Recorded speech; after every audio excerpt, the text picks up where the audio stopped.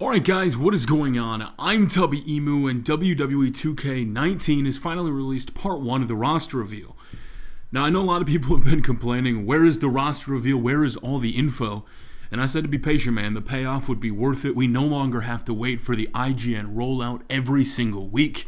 I actually really liked the tape version that they did with Rusev. So without further ado, let's start running down the list. I'm going to give my thoughts and opinions on it.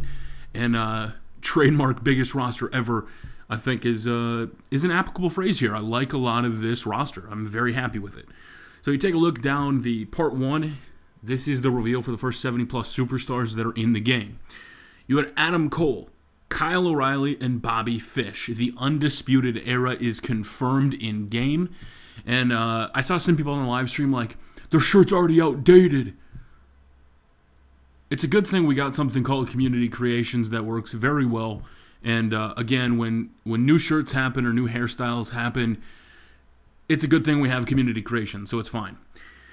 We had Bobby Roode, Braun Strowman, Titus O'Neil, Ember Moon, Bayley, Elias, and the newly quitted Kevin Owens.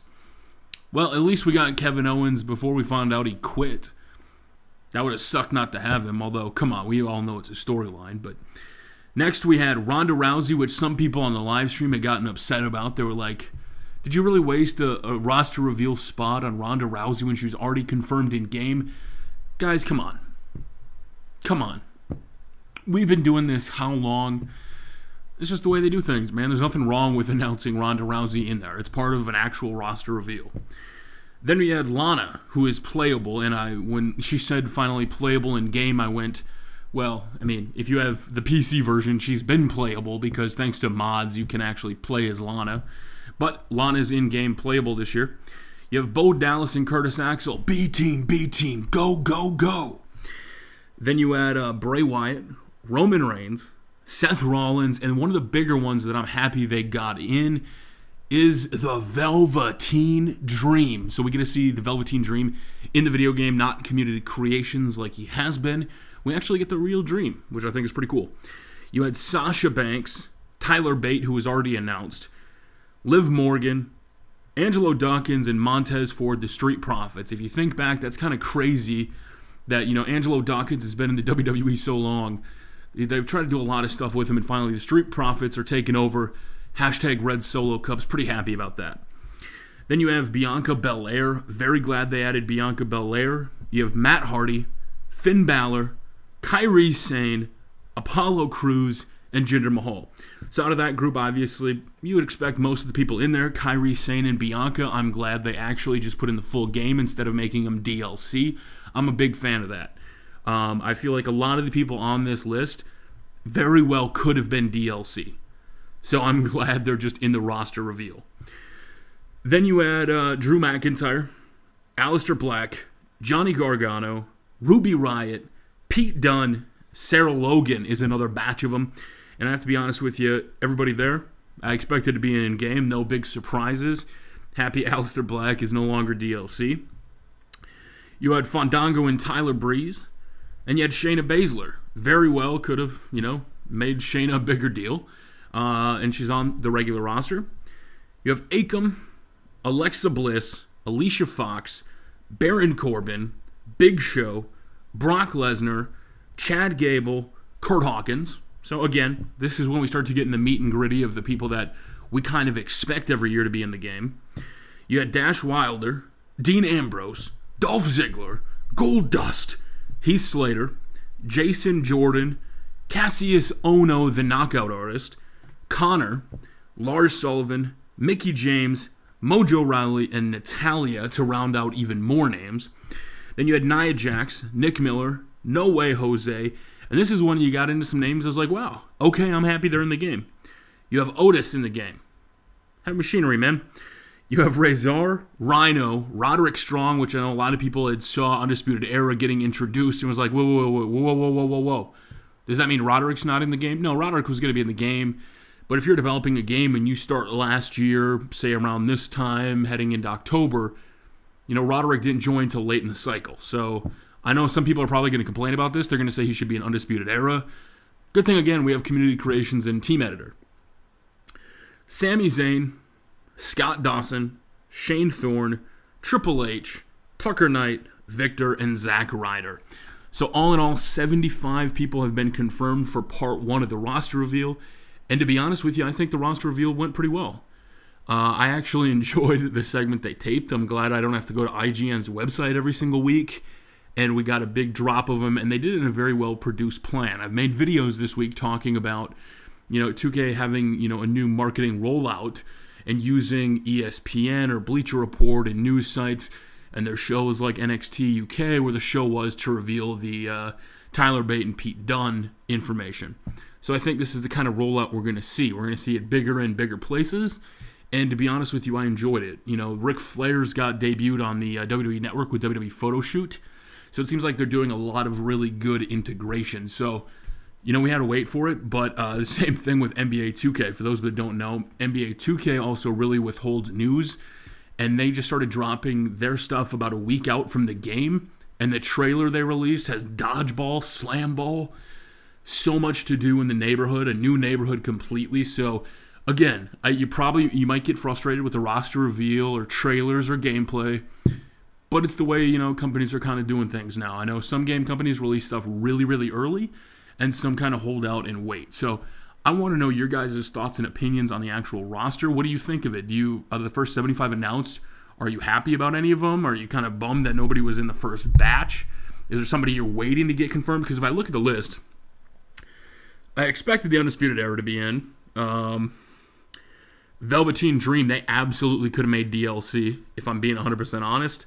The Street Profits, Bianca Belair, Kairi Sane absolutely could have been DLC.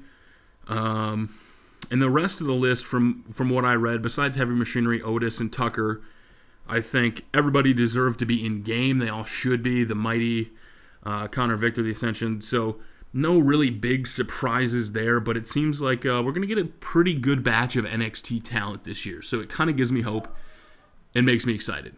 So all in all, who should we still be seeing in future roster reveals?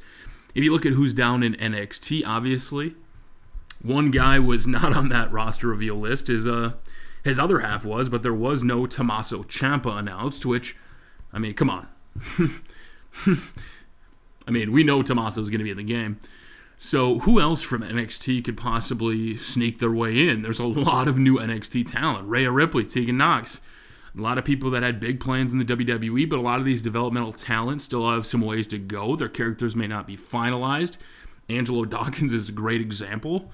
He's been in NXT a long time, finally a part of the Street Profits, and they're absolutely crushing it, and I'm enjoying it. So who do I want to see in-game that hasn't been announced yet in roster reveal part 2? If I look at NXT and who I actually want in there, that's a tough one, man. There's a lot of people. EC3, I would love to have Derek Bateman back in a WWE video game. I'd like to see, that's kind of a tough one because there's a lot of people I want in the game, but I feel like they would be DLC. And I know some people really don't like DLC, and I would like some season pass information. So WWE 2K, if you're listening and you're like, hey, Tup, we got your roster reveal covered. Well, once the roster reveal is done, I'd love to know what's in the season pass this year. I think this might be the year we finally are able to buy VC. It's been kind of a slow build the last couple of years of either you built your character too fast or too slow, and finally when you introduce purchasable VC, you can kind of like make that middle ground, because there's going to be people that choose to pay and upgrade their character, and then there's going to be some that don't, for obvious reasons, whether they can't afford it, whether they don't want to, whether they don't support VC. But all in all, I'm very happy with roster reveal part 1. I think it confirmed most of the names we already knew were going to be there, and there were some newer names that I wasn't expecting. So I think that's where we're going to leave it for this video. Like I said, if you look down at NXT and everybody that's there, there's a lot of people that they could put in. Aaliyah. Definitely have to give a big shout out to EC3, of course, like we already did. Maybe Kona Reeves as DLC. I don't think Kona Reeves would make the main roster. Same thing with guys like Keith Lee.